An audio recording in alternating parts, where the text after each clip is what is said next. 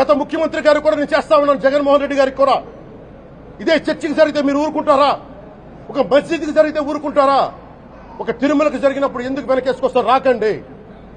ఏ మతం మీద దాడి జరిగినా సంపూర్ణంగా నాతో సహా మేము ఖండిస్తాం, బయటకు వస్తాం.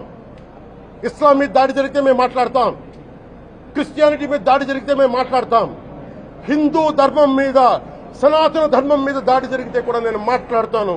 ఇది మొదటిసారి కాదు, మేమందరం మాట్లాడతాం. ఇది ప్రాథమిక హక్కు. ఇది పరస్పర విశ్వాసాలను గౌరవించుకోవడం చాలా చాలా అవసరం. ఇది అందరికీ తెలియజేస్తున్నాను. ఇది దోషులకి కఠిన శిక్ష పడాలి.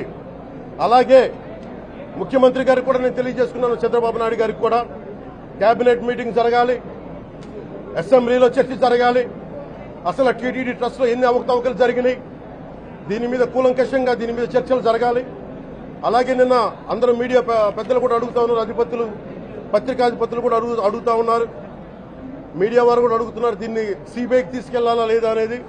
అది గౌరవ ముఖ్యమంత్రి గారు నిర్ణయం తీసుకోమని. మీరు ఏ నిర్ణయం తీసుకున్నా కేబినెట్ మీ వెనకాల ఉంటుంది, ప్రజలు మీ వెనకే ఉంటారు. ఇది ఇక్కడతో ఆగాలని మనస్ఫూర్తిగా నేను కోరుకుంటున్నాను. అలాగే 40 సంవత్సరాలుగా కర్ణాటకలోని గీ కంపెనీకి ఇస్తా ఉన్నారు. 15,000 కేజీలు అవసరం అవుతుంది నెయ్యి, మనకి స్వచ్ఛమైన నెయ్యి. అలాంటిది వీళ్ళు 1000 రూపాయలు కొన్నదాన్ని వీళ్ళు 360 రూపాయలకే వస్తుందని చెప్పి ఎవరో మిడిల్ మ్యాన్ వచ్చి చెప్పారు. ఆ మిడిల్ మ్యాన్ ఎవరు? దీని మీద సంతకం పెట్టింది ఎవరు? మీరు 1,00,000 లడ్డూలు మీరు అయోధ్యగా పంపించినప్పుడు మాట్లాడింది ఎవరు? చెక్ చేశారా? క్వాలిటీ చెక్ చేశారా? కోట్లాది మంది భగవంతుణ్ణి విశ్వాసం ప్రకటించే ప్రతి ఒక్కరి ఈ రోజున బాధకు గురయ్యారు. నాకు నిజంగా ఇంకో వేదన కూడా ఉంది. ఇది ఇంకొకరిని నిందించట్లా. తిరుమలలో ఉండే ఇంతమంది సేవ చేసుకునే వ్యక్తులు కానీ మీరందరూ హిందువులే కదా. మీరందరూ టీటీలో ఉండే వందలాది మంది ఎంప్లాయీలు, మీకు ఉద్యోగులు, వేలాది మంది ఉద్యోగులు, మీరందరూ ఏం చేస్తున్నారు? మీరు హిందువులు కాదా? మీరు స్వామివారికి అపవిత్రం జరుగుతూ ఉంటే మీరు కల్తీ జరుగుతుంది మీకు తెలిసి కూడా మీరు ఎందుకు కాముకున్నారు? భయపడ్డారా? వైసీపీ అంటే వైవి సుబ్బారెడ్డి గారంటే భయపడ్డారా? ధర్మారెడ్డి గారంటే భయపడ్డారా?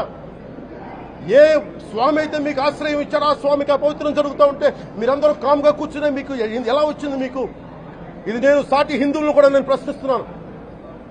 మీరు కూడా తప్పు చేశారు దీంట్లో. ఇది ముందుగా ప్రతి హిందువు గౌరవించాల్సింది. దీన్ని మీ మతాన్ని మీరు గౌరవించుకోండి ఫస్ట్.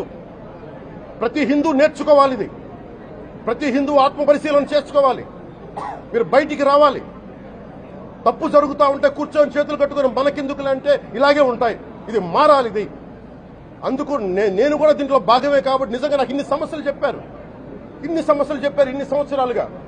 వైసీపీ మీద పోరాటాలు చేస్తున్నారు. రోడ్లు బాగలేదంటే మాట్లాడాం, రైతుకి సమస్యలు వస్తే మాట్లాడాం, గుడులు అపవిత్రం చేస్తుంటే మాట్లాడాం. కానీ ఏ ఒక్కరు కూడా బలంగా కూర్చొని టీటీడీ ఉద్యోగులు ఎవరైనా సరే ఇలా జరుగుతుంది అని తెలిసి కూడా కామ్కున్నారంటే మీరు మహా అపరాధం చేశారు. ఆ మహా అపరాధానికి నేను కూడా నాకు సంబంధం లేకపోయినా ఈరోజు నేను ప్రాయశ్చిత్త దీక్షగా మొదలుపెట్టాను. ఈరోజు 11 రోజులు స్వామివారికి నేను క్షమాపణలు కోరుకుంటూ దీక్ష తీసుకుంటున్నాను. ఇది మారాలి, భవిష్యత్తులో ఉండకూడదు అని కోరుకుంటూ సెలవు తీసుకున్నాను. నమో వెంకటేశ్వర.